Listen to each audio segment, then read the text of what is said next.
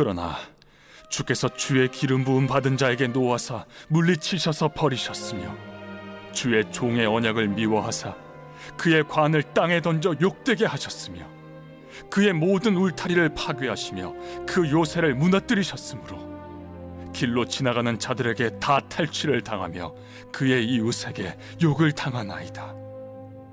주께서 그의 대적들의 오른손을 높이시고 그들의 모든 원수들은 기쁘게 하셨으나 그의 칼날은 둔하게 하사 그가 전장에서 더 이상 버티지 못하게 하셨으며 그의 영광을 그치게 하시고 그의 왕위를 땅에 엎으셨으며 그의 젊은 날들을 짧게 하시고 그를 수치로 덮으셨나이다.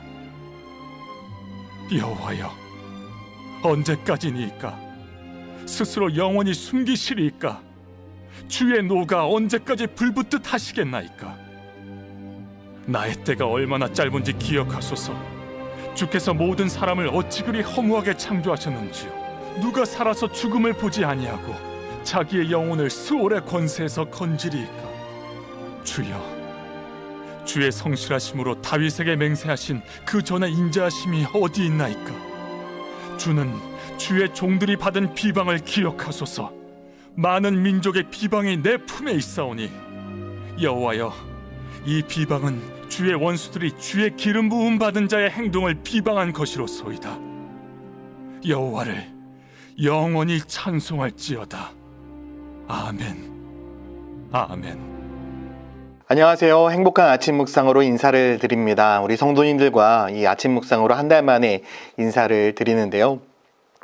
교회의 배려로 인해서 저는 한 달 동안 성지를 잘 탐구하고 하나님의 은혜 가운데 잘 돌아왔습니다. 그런데 제가 이 한 달 동안의 성지 연구 가운데 속에서 가장 기억에 남는 일이 있습니다. 어떤 성지냐고요? 성지가 아닙니다. 하루 동안 제가 얼마나 고생한 일이 있었는지 아십니까? 한 번은 전반기 요한의 길을 잘 마치고 난 다음에 하루를 푹 호텔에서 쉬고 난 다음에 그 다음날 새벽 아침에 일찍이 일어나서 공항에 갔습니다. 그런데 아침에 무엇을 먹은 것이 얹혔는지 급체를 했던 것 같습니다. 돌아보니까 급체지 그때는 무엇인지도 몰랐습니다. 사실 먹은 것도 없었습니다. 물을 먹으면요, 물 먹은 것을 고스란히 다 토해내기 시작했습니다. 심지어는 2시간 동안의 국내선을 타는데 2시간 동안 비행기 안에서만 6번을 구토를 했습니다. 구토를 계속하고 몸에 갈증이 나니 물을 마시고 이것이 계속해서 반복이 되었던 것이죠. 몸은 갈증을 느끼는데 물은 받아들이지 않습니다. 과연 어떻게 해야 될 것인가? 이 상황을 보던 어떤 한 분이 목사님, 포카리 스웨트 같은 음료를 한번 마셔보셔요 라고 이야기를 하는 것입니다. 바로 전해질 음료죠. 그래서 제가 포카리 스웨트를 먹었는데 신기하게도 그때부터는 구토가 사라지기 시작했고 몸이 그렇게 힘이 들었는데 몸에 생기가 돌기 시작을 했습니다. 그때부터 제 몸이 다시금 정상으로 돌아와서 순례를 하는 데에 문제가 없었는데요. 제가 그때 그 상황을 경험을 하면서 이런 생각을 하게 됐습니다. 우리의 삶에 하나님이 주신 은혜가 정말 많이 있습니다. 그런데 여러분, 하나님이 주신 그 은혜를 여러분들은 다 소화를 하고 계십니까? 때로는 우리가 하나님의 은혜를 받고 있기는 하지만 그 은혜를 받은 후에 내 삶에 체화가 되지 않아서 그 은혜를 다시금 토해내는 성도들이 있지 않은가라는 생각을 해보게 되었습니다.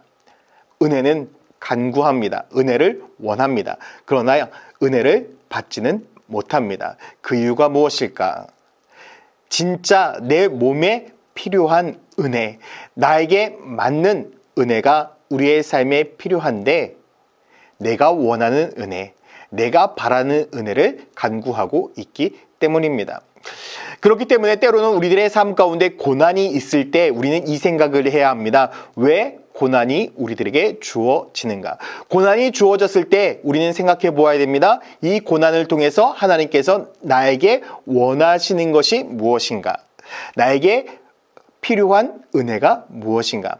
내가 원하는 것이 아닌 하나님이 우리들에게 주시고 싶어하는 것이 무엇인가 생각해 보아야 됩니다. 오늘 본문에도 보면 다윗 왕이 하나님 앞에 이렇게 고백을 하고 있습니다. 38절에 그러나 주께서 주의 기름 부음 받은 자에게 노하사 물리치셔서 버리셨나이다 라고 말씀을 하고 있습니다. 왕권이 하나님으로 인해서 버림받았다라고 이야기를 하고 있는데, 여러분, 하나님이 버리셨을까요? 그렇지 않습니다. 이스라엘 백성들이, 다윗이 하나님 앞에 잘못했기 때문에, 우리의 연약함으로 인해서 하나님 앞에 버림받은 것입니다. 하나님이 우리를 버린 것이 아닙니다. 우리의 연약함 때문입니다. 우리들의 죄악 때문입니다.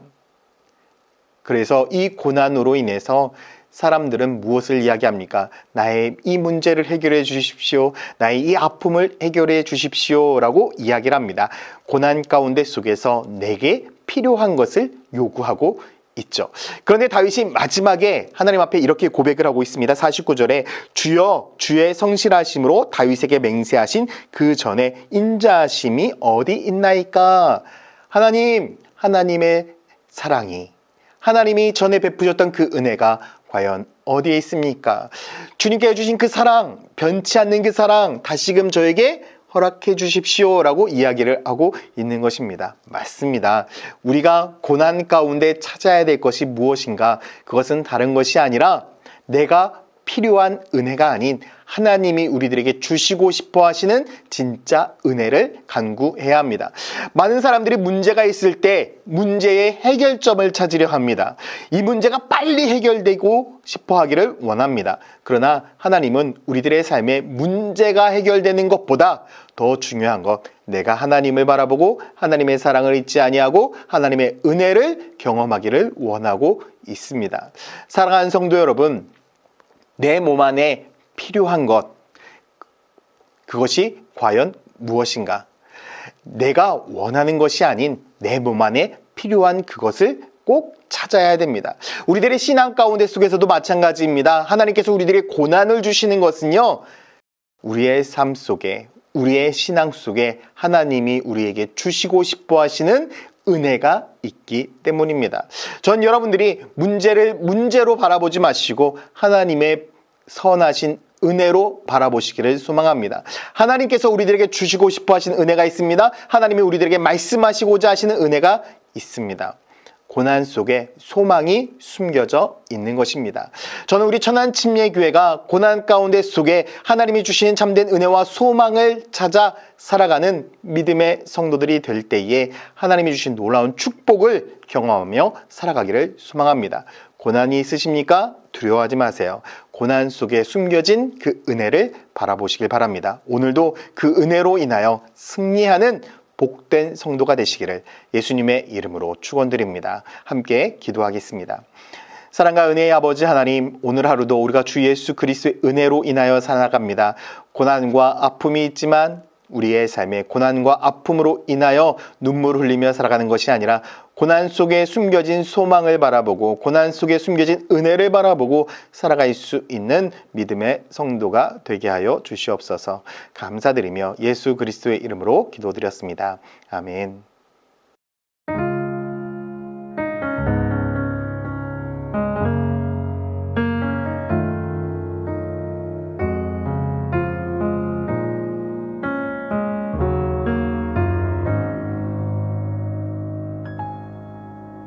나 지금은 비록 땅을 벗하며 살지라도 내 영혼 저 하늘을 디디며 사네. 내 주님 계신 눈물 없는 곳,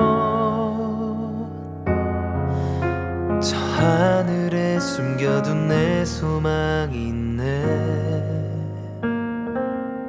보고픈 얼굴들, 그리운 이름들 많이 생각나.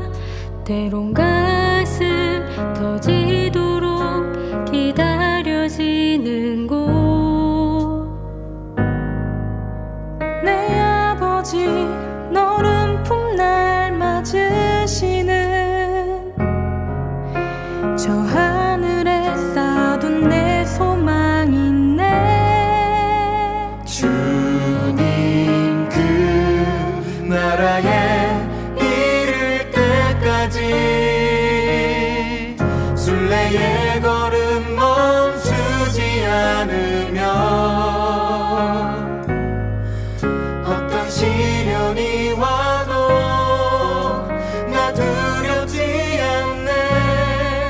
주와 함께 걷는 이 길에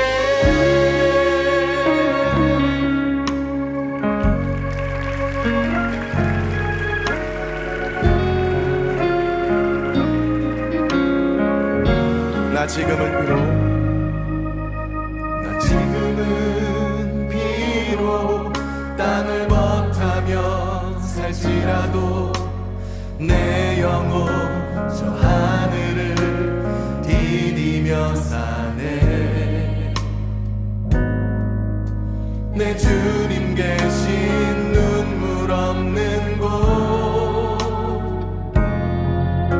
저 하늘에 숨겨둔 내 소망 있네 보고픈 얼굴들 그린 이름들 나만이 생각